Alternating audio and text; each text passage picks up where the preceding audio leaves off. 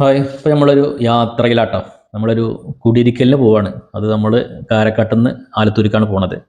അമ്മായിൻ്റെ മോളെ കുടിയിരിക്കലാണ്. അപ്പോൾ അതാ ഞങ്ങളിതാ ട്രാവലറിലാണ് പോണത് ട്ടോ. അപ്പോൾ എല്ലാവരും ഫുൾ അടിച്ചുപൊളിയാണ്. കണ്ടില്ലേ? എല്ലാവരും ഫുൾ എൻജോയ് ആണ്. അപ്പോൾ നമ്മൾ ഏകദേശം ഇപ്പോൾ അവിടെ എത്താറായിക്ക്ണ്.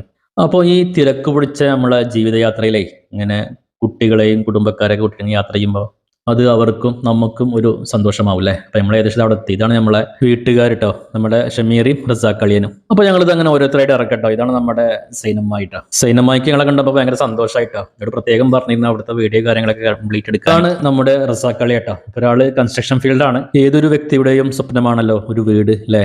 അപ്പോൾ ആ ഒരു വീടിന്റെ പണിയെല്ലാം കഴിഞ്ഞ് ആ വീട്ടിൽ താമസമാക്കാനുള്ള അവരുടെ സന്തോഷത്തിൽ പങ്കുചേരാൻ വന്നതാണ് ഞങ്ങൾ. വീട് എന്തായാലും എനിക്ക് ഇഷ്ടപ്പെട്ടു ട്ടോ. ഒരു ഫാമിലിക്ക് താമസിക്കാൻ പറ്റിയ വലിയ ആർഭാടമില്ലാത്ത നല്ലൊരു വീട്. കൂടെ ഞങ്ങളും ഹാപ്പിയാണ് ട്ടോ.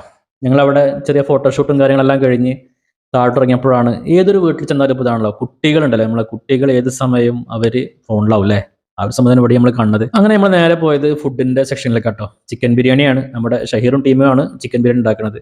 ബിരിയാണി ഓക്കെയാണ്, കുഴപ്പമില്ല, നല്ല ടേസ്റ്റും കാര്യങ്ങളൊക്കെ ഉണ്ടായിരുന്നു, നല്ല ദം പീസ് തന്നെ ആയിരുന്നു. അങ്ങനെ നമ്മൾ ഫുഡെല്ലാം കഴിക്കൽ കഴിഞ്ഞ് അവിടുന്ന് പുറത്തിറങ്ങിട്ടോ.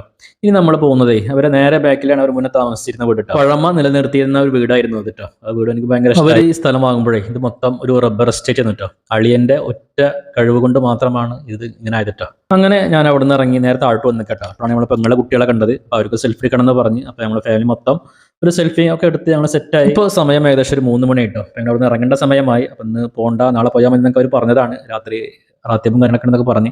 അപ്പോൾ ഞങ്ങൾ എന്തായാലും വണ്ടി വിളിച്ച് വന്നതല്ലേ, ഞങ്ങൾ അവിടെ നിന്ന് ഇറങ്ങാൻ തീരുമാനിച്ച്. അപ്പോൾ ഇനി നമ്മൾ പോണതേ അവിടുന്ന് പോത്തുണ്ടി ഡാമിലേക്ക് കേട്ടോ. അപ്പോൾ അതിൻ്റെ കാഴ്ചകളും വിശേഷങ്ങളും നമുക്ക് അടുത്ത വീട്ടിൽ കാണാം. അപ്പോൾ എങ്ങനെ സെറ്റല്ലേ? Okay, bye.